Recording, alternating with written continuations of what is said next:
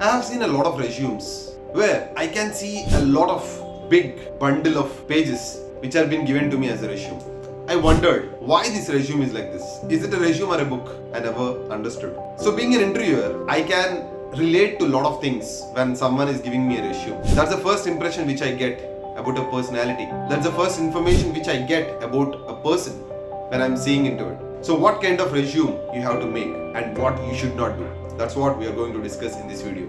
Hello, I'm Santhosh Nimmani, India's first proud introverts career mentor, and I'm a TEDx speaker, an author of a book called as Rise of the Proud Introverts. As I told, in this video, we are going to discuss about the don'ts or never do things in your resume. 1. Don't clutter with lot of information in your resume. A lot of people actually give a lot of information about the project, about the personal life, about some movie stories in the resume, which actually creates a lot of chaos. Because resume is a data which you are giving to your interviewer, which will make sure if someone is going through it, people should understand the flow. People should not feel, I have to read this all nonsense. I should not tell this as an interviewer. It should be crisp, it should be informative, it should not have irrelevant information which is related to your project. Yes, it's good, but not in paragraphs, not in pages. It should be crisp, it should be as short as possible. The project information should also have information what you have done for the project and what are the improvements you have done for the project. 2. Don't sound like a robot. Add some personality into your resume. So a lot of people actually copy paste it from some Google or some place which cannot reflect your personality. See, resume again is a reflection of your character. So if you have some things like your personal experiences, for example, you're talking about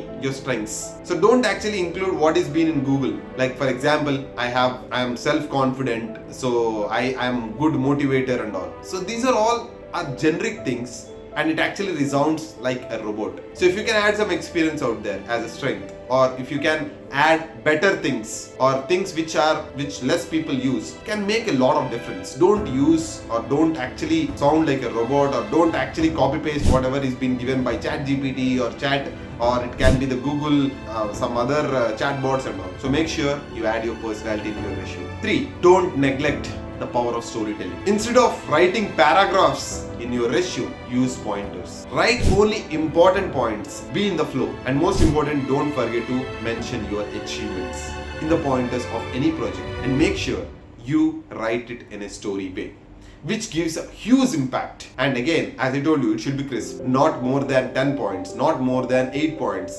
It should be very crisp for any project. If you're writing paragraphs or if you're writing more points also, that also makes a lot of mess. So don't mess with resume.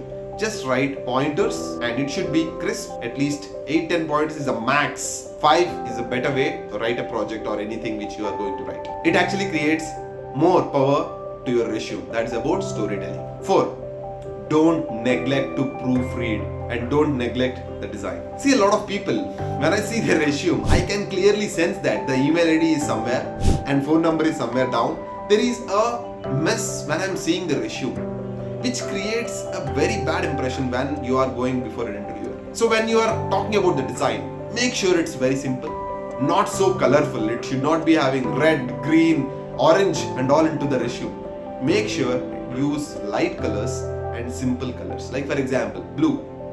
You can highlight some text with blue if you want, or you just use black and white. That's it. Very simple design with a simple flow. So use tables so that people can relate when they see it. It is looking organized. So this kind of things is very important while you're designing your resume. And here itself, one more is about proofreading. So someone actually gives in the top itself the email, the spelling of email is wrong, or maybe they have written PHNO as phone number. You have to at least give phone number full form or something like that, and make sure you check your spellings, grammatical errors, statements and all. I think there are a lot of tools out there.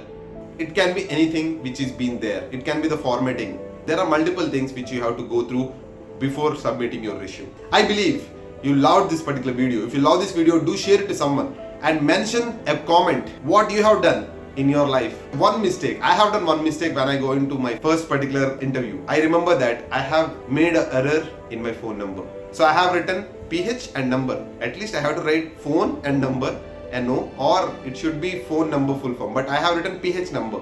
So my interview actually threw a resume at me and asked, what is this? So comment what you have done in your first interview, or comment out when you are actually interviewing someone, what are the errors which you found. So if you like this video, do share it to someone and hit the bell icon to get notified for more videos related to motivation, introversion and career development.